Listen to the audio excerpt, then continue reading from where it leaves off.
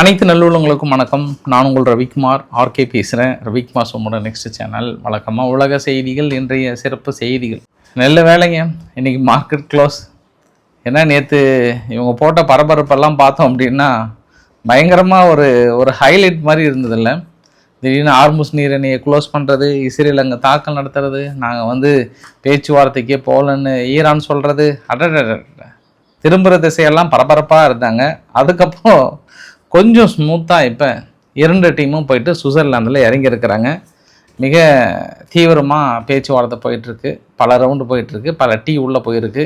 அதனால் என்ன நடக்கும், என்ன நிகழப்போகிறது, சுற்றி இருக்கக்கூடிய தகவல்கள் என்ன, இன்பிட்வீன் கேப்பில் இஸ்ரேல் தாக்குதலை குறைத்திருக்கிறதா அப்படின்னா இல்லை, ஏதோ லைட்டாக அங்கேயும் தாக்கல் நடத்திட்டு இருக்காங்க. பட் அமெரிக்க தரப்பில் இன்னொரு வார்த்தையும் சொல்லியிருக்காங்க. நிறைய விஷயம் பேசலாம், ஷார்ட்டாக பேசலாம். ஸோ வீடியோக்குள்ள பார்த்து முன்பு நீங்கள் நம்ம சேனலை சப்ஸ்கிரைப் பண்ணலாம், சப்ஸ்கிரைப் பண்ணிட்டு வாங்க. மறக்காம பெல் பட்டனை கிளிக் பண்ண ஆல் ஆப்ஷன்ஸ் கொடுங்க. வீடியோ கொடுக்கலாம்.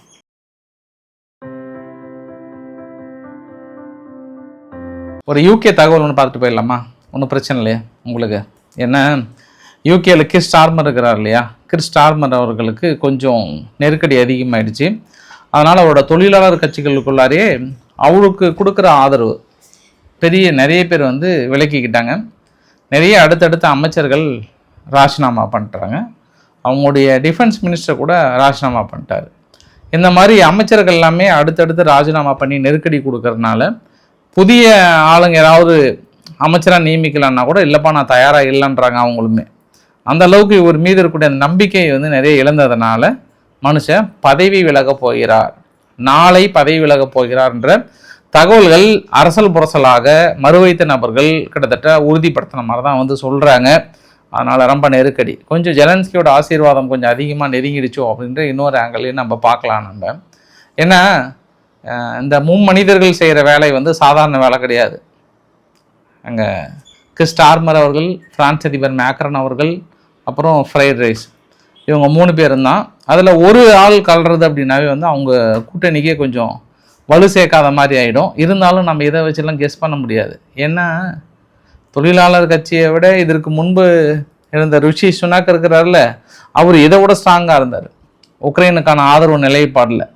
அதற்காக இப்போ கிறிஸ் ஸ்டார்மருக்கு அப்புறம் இன்னொரு ஆள் வருவார் பார்த்தியா, அவர் உக்ரைனுக்கு கொடுக்குற நிலைப்பாடு இதை விட இன்னும் ஸ்ட்ராங்காக தான் இருக்கும். இவர் பதவி விலகிறதுனால ஏதோ பெரிய நெருக்கடி, ஏதோ பெரிய பிரச்சனை ரஷ்யாவுக்கு சாதகமாக வருமா? அதெல்லாம் ஒன்றும் வர போகிறதில்ல. அந்த கொள்கை கோட்பாடெல்லாம் எதுவுமே மாற போகிறதில்ல. நீங்கள் அந்த காலத்துலன்னா 2022 போரிஸ் ஜான்சன் அவர்கள் தலை செய்வாதுப்பார்ல, அவர் எடுத்த நிலைப்பாடும், அதுக்கப்புறம் லிப்ஸ்டிக் அடிச்சு நம்ம தாய் கேள்வி இருந்தாங்கல்ல, அவங்க எடுத்த நிலைப்பாடும், தாய் கேள்விக்கு அப்புறம் இவர் வந்தார், நம்ம இந்திய வம்சாவளி வந்தார், ரிஷி சுனாக் அவர்கள் வந்தார், அவர் எடுத்த நிலைப்பாடும். அதுக்கப்புறம் எலெக்ஷனில் பெரிய அளவுக்கு தோல்வியுற்று தொழிலாளர் கட்சி மாபெரும் வெற்றி அடைஞ்சது. 400க்கும் மேற்பட்ட இடங்களை பிடித்தது. 3/2 பங்கு இடத்த கைப்பற்றினாங்க. அப்படி இருந்துமே இவர் தனது செல்வாக்கில் சரிந்து கொண்டிருக்கிறார். ஆனால் இன்னொரு விஷயம் என்ன அப்படின்னா, இது எல்லாமே இவங்க ரஷ்யா மீது போடப்படுகிற தடை, இன்னொன்று இப்போ ஈரான் விவகாரம், இது எல்லாமே அந்த பொருளாதார நெருக்கடிகள், அழுத்தங்கள், வாழ்க்கை செலவுகள் எல்லாமே அதிகமாகிறதுனால தான் நிறைய தனது அமைச்சர்கள், தனது பிரதமர்கள் எல்லாமே பதவி இழப்பதற்கான முக்கிய காரணமாக இருக்கின்றதுல ஒரு குறிப்பிடத்தகுந்த விஷயம் ஐரோப்பாவுக்குள்ளார. சரி, இப்போ நம்ம எங்கே போகலாம்னா சுவிட்சர்லாந்துக்கு போயிடலாம். ஏன்னா நேற்று இரவு ஒரு ஹைலி கிரியேட்டட் ட்ராமா, மிகப்பெரிய ஒரு ட்ராமா மாதிரி தான். ஏன்னா ஈரான் தரப்பில் அதெல்லாம் முடியாது, நான் போக மாட்டேன் அப்படின்னு சொன்னதும், இங்கே பாகிஸ்தானோட இன்டீரியர் மினிஸ்டர் போயிட்டு போப்பா சும்மா என்னப்பா சின்ன பசங்க மாதிரி அடம் பிடிச்சிட்டு என்ன தான் சொல்கிறாங்கன்னு போய் கேட்டுட்டு வாப்போ, சும்மா இங்கேயே இருந்துட்டு போக மாட்டேன்னு சொன்னால் உன் கருத்து அங்கே போய் ஸ்ட்ராங்காக வை. இப்போது அமெரிக்கா வராங்கல்ல, அப்புறம் என்ன, இஸ்ரேல் தாக்கல் நடத்தினா கூட அங்கே போய் நம்ம பேசிக்கலாம் போப்பா அப்படின்னு சொல்லி அப்படி இப்படின்ட்டு அவங்கள அங்கேருந்து கிளம்ப வச்சுருக்கிறாங்க. கிளம்புறதுக்கு முன்பு கூட ஹார்முஸ் நீரிணையை க்ளோஸ் பண்ணுறாங்க. எப்பயுமே தடைகளை தான் இருக்குன்ற மாதிரி சொல்கிறாங்க. இருந்தாலும் ஒரு சில கப்பல்கள் வருதுன்ற மாதிரி அங்கே இருக்கிற தகவல்கள் வருது. ஆனால் அமெரிக்கா தரப்பில் இல்லைன்னு சொல்கிறாங்க. கடைசி நேரத்தில் இஸ்ரேல் என்ன பண்ணுறாங்க, சரி ஓகே ஒன்றும் பிரச்சனை இல்லை, நாங்கள் ஹெஸ்புல்லா மீது தாக்கல் நடத்துறதில்ல அப்படின்னு உத்தரவாதம் கொடுத்ததுக்கப்புறம் தான் ஈரான் கிளம்பியதாக ஈரான் இருக்கக்கூடிய ஊடகங்கள் சொல்கிறாங்க. சரி, இவங்கெல்லாம் கிளம்புனதுக்கப்புறம் அந்த பக்கம் இருந்த 3 டீம் ஏற்கனவே ஜெரால்டு குஷ்னர் அவர்களும் விக்ஸாப் அவர்களும் தனியாக போயிட்டாங்க. அங்கே ஆல்ரெடி 2 நாளாக காத்துட்ருக்குறாங்க கத்தார் டீமு, 2 நாளாக காத்துட்ருக்குறாங்க. இப்போ எங்கள் பாகிஸ்தான்லேருந்து அவங்களுடைய டிஃபென்ஸ் சார்பாக வந்து போகிறாரு. டிஃபென்ஸ் சார்பான ஆஷிப் முனீர் அவர்கள் போகிறாரு, ஃபீல்டு மார்ஷல். அதுக்கப்புறம் மேபி ஷபாக் ஷெரீப் அவர்களே அங்கே போகிறாருன்ற மாதிரி வந்து கேள்விப்பட்டேன், கிட்டத்தட்ட கிளம்பிட்டாருன்ற மாதிரி வந்து கேள்விப்பட்டேன். அப்புறம் ஜேடி வேன்ஸ் போயிட்டு அங்கே தரையிறங்கிட்டாரு. அவங்க ஈரான் தரப்பிலிருந்து கேலிபப் அராக்சி அவர்கள் அவங்க கூட இருக்கக்கூடிய டீம், மிக முக்கிய டீம்லாம் போகிறாங்க. இந்த முதல் கட்ட பேச்சுவார்த்தை வந்து சும்மா ஒரு டெக்னிக்கல் பேச்சுவார்த்தை. ஈரான் தனது விமானத்தில் வந்து மினாப் அப்படின்ற ஒரு மினாப் 168 அப்படின்ற ஒரு விமானத்துக்கு பெயர் வைத்திருந்தாங்க. மினாப் 168 அப்படின்னா அந்த பள்ளிக்கூடத்தின் மீது தாக்கல் நடத்தப்பட்டு 168 குழந்தைகள் இறந்தாங்க இல்லையா, அதனால் இவங்க என்ன பண்ணிட்டாங்க, மிராஜ் மினாப் 168 அப்படின்னு சொல்லிட்டு அந்த விமானத்தோட பெயரே மாற்றிட்டாங்க. பெயரை மாற்றினால அது உலகம் முழுவதும் இப்போ நேராக அதை பேர் சொல்லி தானே அது வந்து மக்கள் அறிய பண்ணோம் இல்லையா, அது ஒரு நினைவலையாக இருக்கும் என்று சொல்லப்படுகிறது. அந்த டீமெல்லாம் போனதுக்கப்புறம் இங்கே இருக்கக்கூடிய டீம்லாம் அவங்களுடைய நேஷ்னல் டிவியில் என்ன பேட்டி கொடுக்குறாங்கன்னா, MOU அப்படின்றது வந்து 2 நாடுகளும் ஒத்துக்கொண்டு சைன் பண்ணுறது தான். ஆனால் எங்களுக்கு அமெரிக்கா ஒரு சில எசக்கு புசுக்கான வேலைகளை செய்யும், எங்களுக்கு நம்பிக்கை இல்லைன்னு எங்களுக்கு தெரியும். இருந்தாலும் நாங்கள் ரொம்ப சீரியஸாக ரொம்ப சிவியராக ஃபாலோ பண்ண போகிறோம். ஒரே ஒரு சின்ன வயலேட் பண்ணால் கூட நாங்கள் பதில் நடவடிக்கை எடுக்க வேண்டியதாக இருக்கும் அப்படின்ற மாதிரி வந்து சொன்னாங்க. இன்னொரு தகவல் என்ன சொன்னாங்கன்னா, ஒரு 6 பில்லியன் பக்கம் ரிலீஸ் பண்ணுற மாதிரி கத்தார்லேருந்து ரிலீஸ் பண்ணிட்டாங்கன்னா, முதல் கட்டமாக 2025க்கு அப்புறம் IAEA டீம் போயிட்டு இன்ஸ்பெக்ட் பண்ண போகிறாங்க. அங்கே நியூக்ளியர் சைட் எல்லாமே வந்து ஃபுல்லாக பார்க்க போகிறாங்க, அவங்க கண்ட்ரோலுக்கு கொடுக்க போகிறாங்க, ஃபஸ்ட்டு விசிட் அப்படின்ற மாதிரி வந்து சொல்லியிருக்காங்க. எதுவுமே பேச்சுவார்த்தை முடிந்தாதான். அதற்கு முன்பு வாடகை வாய்கள்லாம் நிறைய பேசலாம். இப்போ தமிழக ஊடகங்கள் இருக்குது, இல்லை நேஷ்னல் இந்திய ஊடகங்கள்லாம் என்ன பண்ணுவாங்கன்னா, ஒரு கான்செப்ட் வச்சு விவாதம் பண்ணும்போது அவங்கவுங்க அடித்து விடுவாங்கல்ல, அந்த மாதிரி அவங்க நேஷ்னல் டிவியில் அவங்க அடித்து விடுவாங்க தனது கருத்துக்களாக, அரசாங்கத்தினுடைய கருத்துக்களாக இதுதான் இருக்கும்ன்ட்டு. அது நம்ம நடைமுறையில் வரும்போது தான் நம்ம எந்த அளவுக்கு மேட்ச் இருக்குன்னு நம்ம பார்க்கணும் நம்ம. ஏன்னா ஈரான் ஒரு குறிக்கோளில் இருக்கிறாங்க, எல்லா கப்பல்களும் சைட் ஆஃப் ஹார்முஸில் வர்றதுக்கு 48 மணி நேரத்தை எங்ககிட்ட பதிவு பண்ணணும், உங்களுக்கு 60 நாளைக்கு ஃப்ரீ, அப்போ ஒப்பந்தம் முடிஞ்சதுக்கப்புறம் வேணால் நாங்கள் வசூல் பண்ணுவோம், அதுவும் டோலாக கிடையாது, சேவை கட்டணமாக வசூல் பண்ணுவோம். ஏன்னா நாங்கள் உங்களுக்கு சேவை செய்கிறோம், கடலுக்கடியில் மீனுக்கடியாக நீந்தி உங்கள் கப்பலை கொண்டு போயிட்டு அந்த பக்கம் விட போகிறோம், அதனால் அந்த சேவை கட்டணம் வேணால் நீங்கள் எங்களுக்கு கொடுக்கலாம் அப்படின்னு ஈரான் சொல்கிறாங்க. அப்புறம் திடீர்னு ட்ரம்ப் வந்து நீங்கள் கடலுக்கடியில் மீனுக்கடியாக நீந்தெல்லாம் வேண்டாம், அப்புறம் அந்த சேவை கட்டணமும் நீங்கள் வசூலிக்க கூடாது, அப்புறம் நீங்கள் அந்த 60 நாள் ஃப்ரீன்னு சொன்னீங்க இல்லையா, இந்த 60 நாள் ஃப்ரீ வந்து அதுக்கப்புறமும் தொடரும், அதை நான் வந்து கேரண்டி கொடுக்குறேன். மிடில் ஈஸ்டில் பொறுத்த வரைக்கும் அந்த ஸ்ட்ரைட் ஆஃப் ஹார்முஸில் ஈரான் வசூல் பண்ணக்கூடாது அப்படின்னு அவர் தனது கருத்தை வந்து தெரிவிக்கிறார். இந்த மாதிரி மாறுபட்ட முரண்பட்ட கருத்துக்கள் எல்லாமே தொடர்ந்து வந்த வண்ணமாக தான் இருக்குது. அக்ரிமெண்ட்டில் 300 பில்லியன் பணம் இருக்குது, ஆனால் இவங்க நான் கொடுக்கல அப்படின்னு சொல்கிறாங்க. இது எல்லாமே பேச்சுவார்த்தை முடிஞ்சு வந்ததுக்கப்புறம் தான் தெரியும். அது வரைக்கும் இஸ்ரேலுக்கு வந்து திக் நிமிடங்கள்லாம் உட்காந்துருக்காங்க. நேற்று கூட ஹெஸ்போலா நடத்திய தாக்குதலில் இஸ்ரேலினுடைய 2 வீரர்கள் இறந்து போகிறாங்க, 21 வயசு வீரர்கள் இறந்து போகிறாங்க, பதிலுக்கு இவங்க தாக்கல் நடத்துகிறாங்க. ஆனால் நேற்று ரொம்ப நாளைக்கு அப்புறம் சம்மந்தமே இல்லாமல் ஒரு வினோத நிகழ்வுகள் நான் பார்த்தேன், நான் உங்ககிட்ட வரைபடத்தில் காட்ட விரும்புகிறேன். நான் நேற்று பேச்சுவார்த்தை நடத்தி ஒரு மாதிரி இருக்கும்போது திடீர்னு அமெரிக்கானுடைய போர் விமானங்கள், அப்புறம் ரீஃபில்லிங் டேங்கர், அப்புறம் ரேடார் சிஸ்டம்ஸ் எல்லாமே ஏன் திடீர்னு ஸ்ட்ரெயிட் ஆஃப் ஹார்முஸ் பகுதியை குறி வைத்து சுற்றி வந்துட்டு நிறைய எவ்வளோ வேலை பார்த்தாங்க. நேற்று ஒரு பக்கம் பேச்சுவார்த்தை அந்த பக்கம் போயிடுச்சு. இல்லை ஒருவேளை இஸ்ரேல் வந்து லெபனான் மீது தாக்கல் நடத்தும் போது இவங்க வரலன்னு சொன்னாங்கன்னா வேறு ஏதாவது சும்மா ப்ரெஷர் கொடுக்குற மாதிரி இவங்க போனாங்களான்னு தெரியல. பட் இதுக்கெல்லாம் பயந்துட்டு ஈரான் போனாங்களா அப்படின்னா கிடையாது. ஆனால் அமெரிக்கா என்ன நினைக்கிறாங்க, இப்படி போட்டு அப்படியே இப்படி ஓஹோ நம்ம மறுபடியும் தாக்கல் தொடங்கிடுமோன்ற அச்சத்தில் போயிட்டாங்கன்ற மாதிரி சொல்ல வராங்களா? எதற்காக திடீர்னு இவங்களும் ஒரு ஹைலைட் ட்ராமாவை கிரியேட் பண்ணாங்க யாருன்னு அமெரிக்கா தரப்புலையும். எப்பவுமே இல்லாமல் திடீர்னு ஒரு 15-20 நாளாகவே இல்லை அந்த ஏரியாவில், பெருசாக அவ்வளோ விமானங்கள் பறக்காது, எதுவுமே இல்லை. ஆனால் நேற்று நைட்டு பாருங்கள், திடீர்னு ஸ்ட்ரெயிட் ஆஃப் ஹார்முஸ் கொஞ்சம் பரபரப்பாக இருந்தாங்க. அப்படின்னா என்ன சொல்ல வராங்கன்னா, நீங்கள் போகலாம் நாங்கள் தாக்கல் நடத்திடுவோம்னு மிரட்ட வர மாதிரி செஞ்சாங்களா அப்படின்ற கோணத்துலேயும் ஊடகங்கள் எழுதுனதை நான் பார்க்க முடிஞ்சுது. பட் அதே சமயத்தில் இஸ்ரேல் என்ன பண்ணுறாங்க, ஒரு வீடியோ பதிவு பாருங்க. இது வந்து ஹலிதஹார் அப்படின்னு சொல்லுவாங்க. ஹெஸ்புல்லானுடைய முக்கிய ஒரு கமாண்டிங் சென்டர். இது கமாண்டிங் சென்டர் வந்து பல கிலோமீட்டர். இதுக்கு ஃபண்டிங் அளித்தது ஈரான் அப்படின்னு இஸ்ரேல் குற்றச்சாட்டு சுமத்துறாங்க. ஏன்னா உங்களுக்கு வேணால் நான் இன்னொரு வீடியோ பதிவு கூட போடுறேன். அந்த வீடியோ பதிவு அவங்க ஹெஸ்புல்லா எப்போ வெளியிட்டாங்கன்னா 2024 வெளியிட்டாங்க. இந்த தஹர் ரிச் அப்படின்னு சொல்லிட்டு அந்த டனலுக்குள்ளே தான் அவங்க நிறைய வெஹிக்கிள் இருக்குது. வெஹிக்கிள் மீதி எல்லாமே ஒரு பெரிய ஒரு அவங்க ஹெட் குவார்ட்டரே அதுதான், ஹெஸ்புல்லானுடைய ஹெட் குவார்ட்டரே அதுதான். பட் அதை நேற்று இஸ்ரேல் கண்டுபிடிச்சதாகவும் அதை வந்து அழித்த பதிவுகளுமே வந்து போட்டால் முழுசாக அழிக்கலை.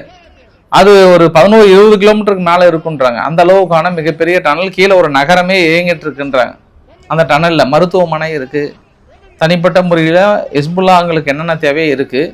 அந்த டனல் முழுமையாக முடியல, மொத்தம் அந்த டனலை க்ளோஸ் பண்ணுற அளவுக்கு வெடி வைத்து தகர்த்துருக்காங்க. உள்ளே கண்டிப்பாக ஹெஸ்புல்லாவிலிருந்து 50-60 பேர் கண்டிப்பாக மாட்டியிருப்பாங்க அப்படின்ற கோணத்திலையும் இதை உடனடியாக காப்பாற்றுவதற்காக தான் ஈரான் வந்து இப்படி ஒரு ட்ராமா பண்ணியிருக்காங்க. நீங்கள் தாக்கல் நடத்தலாம், நாங்கள் பேச்சுவார்த்தைக்கு வரல, நாங்கள் அங்கே போகல இங்கே போகலாம்லாம் ட்ராமா கிரியேட் பண்ணாங்க. பட் அந்த ட்ராமாவுக்கெல்லாம் எங்கள் கிட்ட வச்சுக்காதீங்க, நீங்கள் அமெரிக்கா கிட்ட வச்சுக்கோங்க, அங்கே போங்க, அது உங்கள் பாடு. நீங்கள் பேச்சுவார்த்தை நடத்தினா என்ன, நீங்கள் நடத்தாமல் போனால் என்ன, நீங்கள் எக்கேடு கட்டு போனால் என்னன்ற மாதிரி இஸ்ரேல் தரப்பில் சொல்கிறாங்க. ஏன்னா இந்த இது பொறுத்த வரைக்கும் இதை தடுப்பதற்காக நீங்கள் முயற்சி பண்ணீங்க, முடியல, அதனால் நாங்கள் அதை முறியடிச்சிட்டோம் அப்படின்னு சொல்லிட்டு அவங்க இராணுவ தரப்பில் என்ன சொல்கிறாங்கன்னா, மேற்கொண்டு தொடர்ந்து லெபனானுடைய பகுதியில் தேடுதல் வேட்டைகள் தொடரும், ஹெஸ்புல்லா இல்லாத சூழ்நிலையை உருவாக்குவோம், எங்களுடைய எல்லை பகுதியில் நாங்கள் ஸ்ட்ராங்காக இருக்கோம், அதில் இந்த சதன் லெபனான் பகுதி எங்கள் கண்ட்ரோலுக்குள்ள தான் இருக்கும். அதான் அவங்க ஃபைனலாக சொல்லும்போது என்னென்னா, அந்த அதை நம்ம ஊரில் டயலாக் வந்து பாட்டிங்கன்னு சொல்லுவாங்களே, மண்ணெண்ணெய் வேப்பெண்ணெய் விளக்கெண்ணெய் நீ கையெழுத்து போடலாம் எனக்கு என்ன அப்படின்வாங்கல்ல, அந்த மாதிரி வந்து இஸ்ரேலுடைய டைலாக் என்னன்னா, மண்ணெண்ணெய் வேப்பெண்ணெய் விளக்கெண்ணெய் நீ கையெழுத்து போட்டா என்ன, நீ போடலாம் எனக்கு என்ன அப்படின்ற மாதிரி தான் அவங்க சொல்கிறாங்க. நீங்கள் அக்ரிமெண்ட் போட்டால் போடலாம் எனக்கு என்ன, நான் எங்கள் சதன் லெபனானில் இப்படி தான் இருப்பேன் அப்படின்ற மாதிரி மறுபடியும் அந்த நிகழ்வு வந்து தொடர்ந்து தான் பார்க்க முடியுது. இன்னொரு நிகழ்வையும் கூட பார்த்தேன் நான். இது காசாவில் நடத்திய தாக்குதலில் 3 பேர் வந்து கொல்லப்பட்டிருக்கிறாங்க. அதுக்கு இஸ்ரேல் தரப்பில் காசாவுடைய முக்கிய நபர் எலிமினேட் பண்ணிட்டோம், நாங்கள் ரொம்ப நாள் தேடி இருந்த நபரை வந்து தூக்கிட்டோம், எலிமினேட்டட் அப்படின்னு அவங்க தரப்பில் வந்து சொல்லியிருக்காங்க. அதனால் இவங்க வந்து அந்த கேப்பெல்லாம் கொடுக்கவே கிடையாது இஸ்ரேல். அமெரிக்காவுக்காக கொஞ்சம் கேப் விட்டதாக சொன்னாலுமே எனக்கு தெரிஞ்சு தாக்கல் நடத்திட்டே தான் இருக்கிறாங்க. இது அங்கே இருக்கக்கூடிய பதிவுகள் 2020 அவ்வளோதான். அந்த தகவல் முடிச்சிட்டோம், ஆல்மோஸ்ட் நம்ம முடிச்சிட்டோம். இப்போ நம்ம வந்து இஸ்ரேல் கிட்ட போக போகிறோம், சரி உக்ரைன் கிட்ட போக போகிறோம். உக்ரைன் போகிறதுக்கு முன்பு நான் இன்னொரு விஷயத்தையும் சொல்லிடுறேன். 2021 அப்புறம் வேர்ல்டுலேயே ஒரு ஃபாஸ்டஸ்ட்டு க்ரோவிங் ஆர்ம் எக்ஸ்போர்ட்டர், ஆயுதங்கள் ஏற்றுமதியாளர் மிக முக்கிய நாடு எதுன்னு நினைக்கிறீங்க?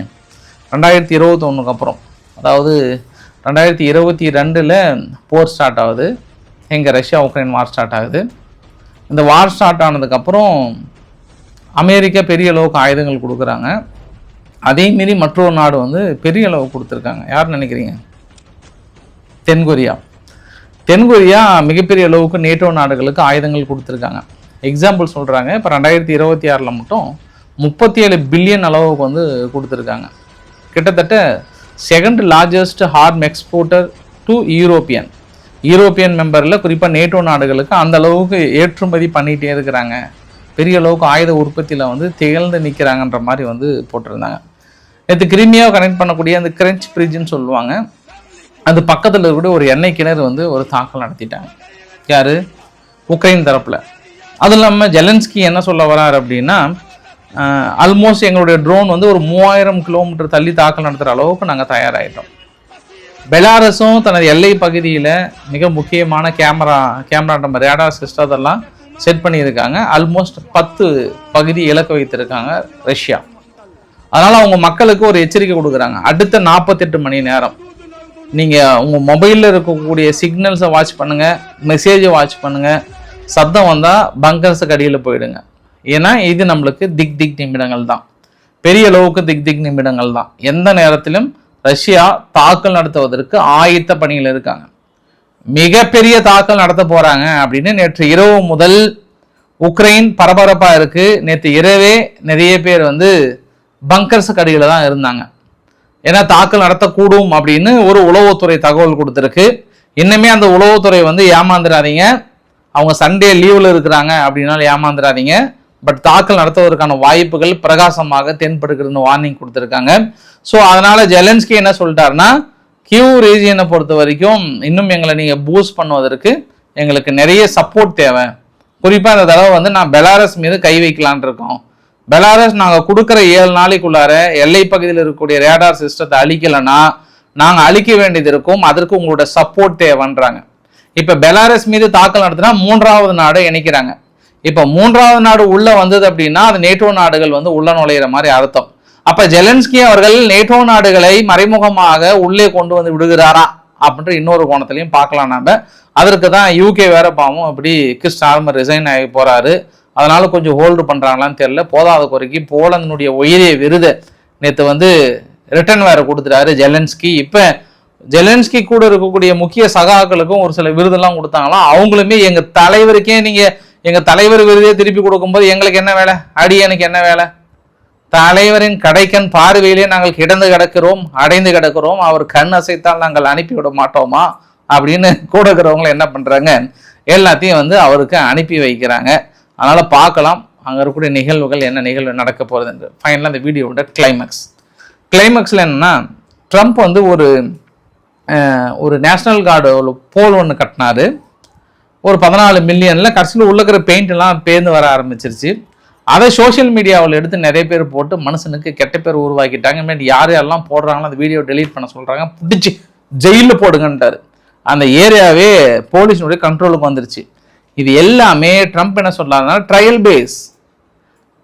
பேஸ்ல நாங்கள் வெரிஃபை பண்றோம். அதுக்குள்ள நீங்க என்ன ஓடி வந்து நீங்க எப்படி நீங்க என் மீது தவறு சொல்லலாம்? ஒரு அற்புதமான திட்டத்தை செயல்படுத்தி இருக்கும் போது ட்ரையல் பேஸ்ல ஒரு சில தவறுகள் நடக்கும். அந்த தவறுகளை சுட்டி காட்டுவதை விட ஏதோ முழுமையாக தவறு நடந்து விட்டது போல் நீங்கள் காரணம் காட்டுவதை எங்களால் ஏற்றுக்கொள்ள முடியாது, பிடிச்சி ஜெயிலில் போடுங்க ஆஃபீஸர் அப்படின்னு சொன்னதுனால அந்த ஏரியா பகுதி ஃபுல்லாக கொஞ்சம் அப்படியே கிட்டுக்கு பிடிக்கல மாதிரி கொஞ்சம் அப்படியே ஸ்ட்ராங் பண்ணிட்டாங்க. நேற்று பிரேசில் என்ன பண்ணியிருக்காங்க, திடீர்னு நிறைய மக்களுக்கு மெசேஜ் வந்திருக்கு. அந்த மெசேஜில் வந்து ஏலியன் அட்டாக், கூடிய விரைவில் உங்களை வந்து ஏலியன் அட்டாக் பண்ண போகிறாங்கன்னு மெசேஜ் மாதிரி வந்திருக்கு. அதுக்கப்புறம் அங்கே இருக்கக்கூடிய மக்கள்லாம் பயந்து போய் அப்புறம் பிரேசிலினுடைய மினிஸ்டர் தரப்பில் என்ன சொல்லிட்டாங்கன்னா, அங்கே பாருப்பா யாரோ ஹேக்கர்ஸ் உள்ள நுழைஞ்சு இந்த மாதிரி மெசேஜ் அனுப்பிச்சிருக்கிறாங்க, நீ யாரும் பயப்பட வேண்டாம், நம்மலாம் ஏலியனுக்குள்ளேயே உட்காந்து சாப்பிட்டு சிரித்து பேசி சந்தோஷமாகறனாலங்க, நம்ம எதுக்கு பயப்பட போகிறோம் மக்களே, அப்படிலாம் பயந்துடாதீங்க, சந்தோஷமாக இருங்க, வந்தாலும் நம்ம சாப்பாடு கொடுத்து உள்ளே உட்காந்து சாப்பாடு போட்டு அனுப்பிவிடுங்க, பயப்படாதீங்க அப்படின்னு சொல்லியிருக்கிறாங்க. அதெல்லாம் ஒரு ஹேக்கர்ஸ் பண்ண வேலை தான் அப்படின்னு சொல்லியிருக்காங்க. இந்த ஃபீஃபா வேர்ல்டு கப் வந்து ரொம்ப சுறுசுறுப்பாக போயிட்டுருக்கு இல்லையா. லீக் மேட்ச்சில் நாடாக வந்து துருக்கி ஐட்டிங் வெளியேறி இருக்குன்னு நினைக்கிறேன். இன்றைக்கி காலைல தான் நியூஸ் பார்த்தேன். அதில் குறிப்பாக 1.5 லட்சம் மக்கள் தொகை கொண்ட ரொம்ப சிறிய நாடான குரோசோ ஈக்வடார் அணியை 0-0 வந்து சமன் செஞ்சுருக்காங்க. ஸோ குரோசோ அணியில் வந்து 37 வயதான கோல் கீப்பர் தான் வந்து எலாய் ரூம், அவர் தான் வந்து எதிரணிகள் அடித்த 15 கோல் வந்து முயற்சி தடுத்து ஒரு புதிய சாதனை படைத்து உலக வரலாற்றிலே நினைச்சு பாருங்க, 1.5 லட்சம் மக்கள் தாங்கிறாங்க. எவ்வளோ அவங்க ஃபீஃபா வேர்ல்டு கப்பு உள்ள நுழைஞ்சிருக்காங்க. இன்னும் நம்மளால நுழைய முடியல. அது வருத்தமான செய்தியால. நம்மளாம் மக்கள் தொகையில் ஃபைட் பண்ணிட்டு இருக்கிறோம், நம்மளாம் சீனாலாம். ஆனால் உள்ள ஃபுட்பால் டீமுக்குள்ள நுழைய முடியல. வெறும் 1.5 லட்சம் மக்கள். அப்போ எந்த மாவட்டத்தை சேரும்? ஒரு தனிப்பட்ட மாவட்டம் கூட நம்மளுக்கு அவ்வளோ குறைவான மக்கள் தொகை இல்லை. எல்லா மாவட்டத்திலும் அதிகமான மக்கள் தொகை இருக்கிறோம் நம்ம. ஆனால் அங்கே பாருங்க 1.5 லட்சம் மக்கள் தொகை இருக்கக்கூடிய குரேசா அப்படின்ற ஒரு நாடு அங்கே போயிட்டு முதல் மேட்சை சமன் செஞ்சு புள்ளி பட்டியல் பெற்றிருக்கிறார்கள் அப்படின்ற ஒரு பெருமை பெற்றிருக்கிறது. ஸோ இன்றைக்கு ஓரளவுக்கான தகவலை கவர் பண்ண நினைக்கிறேன். பிடிச்சிருந்தா லைக் பண்ணுங்க, ஃப்ரெண்ட்ஸுக்கு ஷேர் பண்ணுங்க, சப்ஸ்கிரைப் பண்ணுங்க. Ravikumar RK channel. நன்றி, வணக்கம்.